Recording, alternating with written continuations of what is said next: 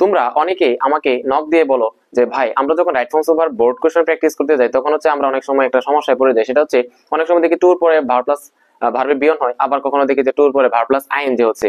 তো আমি বুঝতে পারি না আসলে কখনো টুর পরে ভার্বের বিয়ন হবে বা ভার্বের বেস ফর্ম হবে, আর কখন টুর পরে ভার্ব প্লাস আইএনজি হবে। হ্যাঁ, সো এরকম সমস্যা যদি তুমি পড়ে থাকো তাহলে আজকের ক্লাসটা হচ্ছে কি তোমার জন্য। সো আজকের এই ক্লাসটা করার পরে তোমার এই বিষয়টা একদম কি খুবই সহজ হয়ে যাবে। ঠিক আছে, সো কথা না বাড়িয়ে চলো শুরু করা যাক। দেখো আমি এখানে লিখে রাখছি টু এর পরে ভার্বের বেস ফর্ম বসে। কি বললাম? টু এর পরে সবসময় কি বসে? ভার্বের বেস ফর্ম বসে, অর্থাৎ টু প্লাস বিয়ন। টুর পরে সবসময় কি বলবে? ভার্বের বিয়ন বসে, যেটাকে আমরা কি বলি? ইনফিনিটিভ বলি। যেমন টু রিড পড়তে, টু সি দেখতে, টু লার্ন কি অর্জন করতে বা শিখতে, টু গো যাইতে, এটসেট্রা। দেখো যে টু হচ্ছে টুর পরে কি আসছে? ভার্বের বিয়ন আসছে। টুর পরে কি? সি ভার্বের বিয়ন আসছে। টু লার্ন মানে কি? ভার্বের বিয়ন। টুর পরে গো ভার্বের বিয়ন। এটাই নরমালি কি হয়ে থাকে। কি বললাম? যে টুর পরে অলওয়েজ কি হয়? ভার্বের বেস ফর্ম বসে। যেমন to go, to read, to learn, এই সবগুলো হচ্ছে কি টু প্লাস বিয়ন, টু প্লাস বিয়ন। হ্যাঁ, কিন্তু সমস্যাটা হচ্ছে অনেক সময় টুর পরে কি হয়ে যায়? টুর পরে ভার্ব প্লাস আইএনজি হয়ে যায়। হ্যাঁ, সো কখন এটা হয়ে যায়? কখন হয়ে যায়? কিছু স্পেসিফিক টু যুক্ত ফ্রেজ আছে। কি বললাম? কিছু স্পেসিফিক টু যুক্ত ফ্রেজ আছে যেগুলোর পরে ভার্ব প্লাস আইএনজি। যেমন with a view to, with an eye to, look forward to, be বা গেট ইউজ টু, বি বা গেট অ্যাকাস্টম টু, এগুলোর পরে যখন ভার্ব আসে তখন কি হয়ে যায়? আইএনজি হয়ে যায়। এছাড়া এই 99% টুর পরে কি হবে? ভার্বের বিয়ন হবে। যখনই তোমার এই যে উইথ এ ভিউ টু মানে টু যুক্ত ফ্রেজ গুলো আসবে, এগুলো তুমি দেখাই দেবো একটু পরে, সমস্যা নাই। ওইগুলোর পরে ভার্ব প্লাস আইএনজি হবে।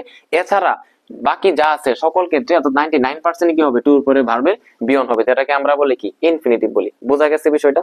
দেখো এক্সাম্পল দেখো, তাহলে তোমার জন্য আরো সহজ হয়ে যাবে। প্রিভিয়াস ইয়ারের যে কোশ্চেন গুলা, the king called on him, রাজা তাকে কি করেছিল? ডেকেছিল, টু নো জানতে, অ্যাবাউট হিজ ফিউচার তার ভবিষ্যৎ সম্পর্কে জানার জন্য তাকে ডেকেছিল, ফ্রম দা অ্যাস্ট্রোলজার। অ্যাস্ট্রোলজার মানে কি? জ্যোতিষী।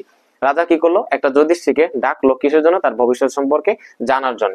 দেখো টু আছে না, আমরা জানি টুর পরে সবসময় কি হয়? ভার্বের বেস ফর্ম হয়েছে, বেস ফর্ম বসে। তাহলে নো যে আছে, নো তো এমনি ভার্বের বেস ফর্ম আছে। আমরা জানি know knew, know knew known, know knew known, এটা হচ্ছে কি ভার্বের বি ওয়ান, এটা হচ্ছে ভার্বের ভি টু, এটা হচ্ছে কি ভার্বের ভি থ্রি, তাই না? তাহলে টুর পরে আমরা জানি ভার্বের বি ওয়ান হয়। এখানে তো নো ভার্বের বি ওয়ান দেওয়াই আছে, তাহলে এটাকে চেঞ্জ করার কোনো দরকার আছে না, টু নোই হবে। ওকে, আচ্ছা। এরপরে তুমি দেখো, এটা ঢাকা বোর্ড 2024 সালে আসছিল। এবার দেখো যে to form a peaceful society, একটা শান্তিপূর্ণ সমাজ গঠনের জন্য অন শুড বি ওয়াচফুল, একজন কি কি থাকতে হবে? তাকে সতর্ক থাকতে হবে। কোন বিষয়ে? টু সি দেখে, দ্যাট আদার্স রাইট অন্যের অধিকার আর নট ভায়োলেটেড, যাতে অন্যের অধিকার যাতে কি না হয়? লঙ্ঘিত না হয়। বলতেছে যে একটা শান্তিপূর্ণ সমাজ গঠনের জন্য একজনকে সদা সর্বদা কি থাকতে হবে? সতর্ক থাকতে হবে। তাকে চিন্তা করতে হবে যাতে করে অন্যের অধিকার কখনো কি ভঙ্গিত না হয় বা লঙ্ঘিত না হয়। তো এটা অর্থটা আমার হচ্ছে বড় ফ্যাক্ট না। দেখো টু আছে এখানে, আমরা জানি টুর পরে সবসময় কি হয়? ভার্বের বেস ফর্ম হয়। দেখো ফর্ম মানে কি? ফর্ম হচ্ছে ভার্বের বি ওয়ান আছে, আর বি টু কি? ফর্মড, বি থ্রি কি? ফর্মড, এরকম না? এটা হচ্ছে কি V one, V two, V three. আমরা জানি টুর পরে ভার্বের বি ওয়ান হয়, তাহলে কি ফর্ম আছে এখানে? ফর্ম তো ফর্মই আছে, টুর পরে ভার্বের বি ওয়ানই আছে। এটা কি আমার চেঞ্জ করার কোনো দরকার আছে? না। অনেকে হচ্ছে কি পন্ডিতি করে কি করে?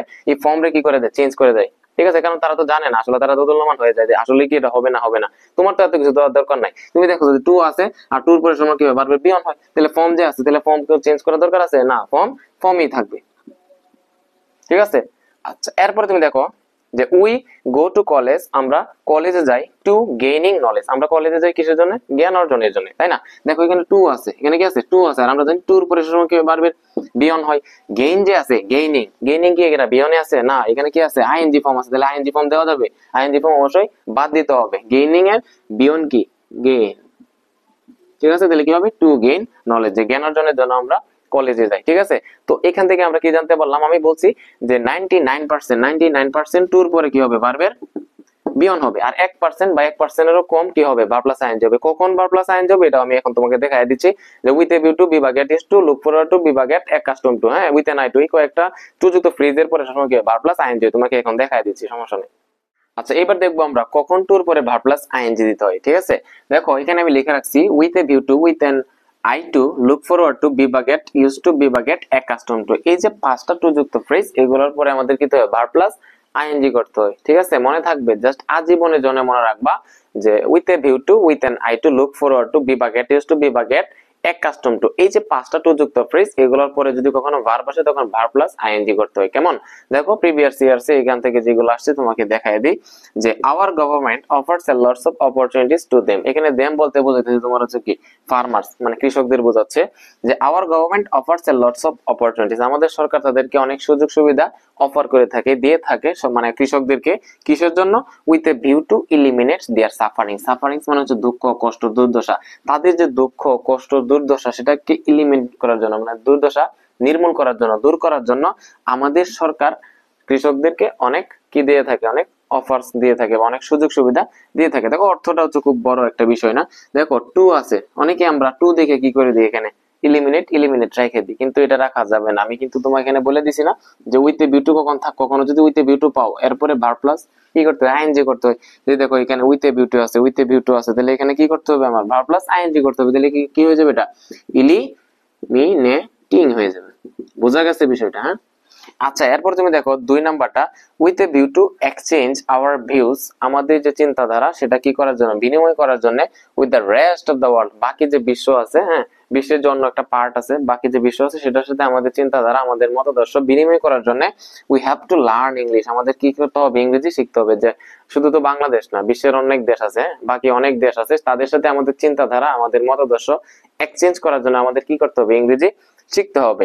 দেখো এখানে কি আছে, উইথ এ ভিউ টু আছে, আর আমরা জানি উইথ এ ভিউ টুর পরে সবসময় কি করতে হয়, ভার্ব প্লাস আইএনজি করতে হয়। দেখো এখানে কি করতে হবে, দেখো উইথ এ ভিউ টুর পরে এক্সচেঞ্জ আছে, আমাকে এক্সচেঞ্জ রাখবো নাকি এক্সচেঞ্জিং করে দিব? ডেফিনেটলি আমি কি করে দিব, এক্সচেঞ্জিং করে দিব।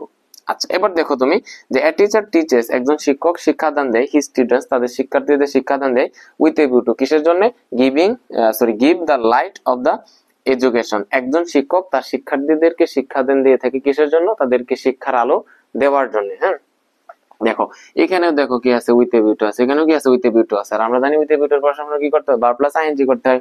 দেখো এই যে গিভ আছে, কি হয়ে যাবে, গিভিং হয়ে যাবে। মনে থাকবে এই যে পাঁচটা টু যুক্ত phrase, with a view to, with an eye to, বিভাগের টিস টু, লুক ফরওয়ার্ড টু, বিভাগের কাস্টম টু, এগুলোর পরে কখনো ভার্ব আসলে কি করতে বা ভার্ব প্লাস আইএনজি করতে দিবা। আর এগুলোর বাইরে যত টু আছে, শুধু নরমাল টু আছে, তখন কি দিবা, ভার্বে বিয়ন দিবা। তোমার 99% কি 99%ই টুর পরে সবসময় কি হয়, বিয়ন হয়। আর 1%, 1% বা এর চেয়েও কম কিছু টু যুক্ত ফ্রেজ আছে, এগুলোর পরে সবসময় কি হয়, ভার্ব প্লাস আইএনজি হয়। এছাড়া সবসময় বেশিরভাগ কি টু প্লাস বিয়ন হয়। যেমন আমি যদি বলি যে he is he is he is going to market, সে বাজারে যাচ্ছে, he is going to market to, ব্র্যাকেটে থাকলো ধরো বাই এ